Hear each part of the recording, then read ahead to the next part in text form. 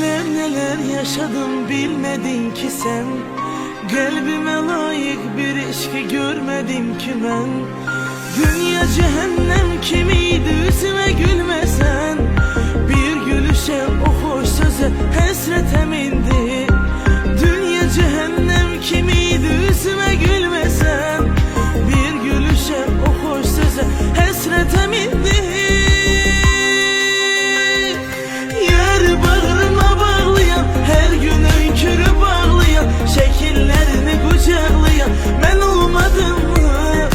Bu yüreğimi darlayan, benle mesafe saklayan, sevgi kitabını bağlayan sen olmadın mı?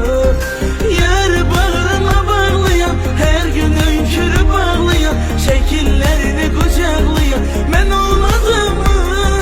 Bu yüreğimi darlayan, benle mesafe saklayan, sevgi kitabını bağlayan sen olmadın mı?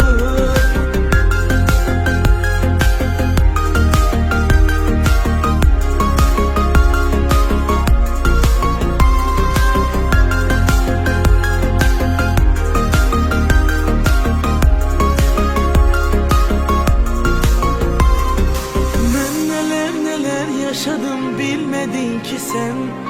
Kalbime layık bir ilişki görmedim ki ben. Dünya cehennem kimiydi yüzüme gülmesen.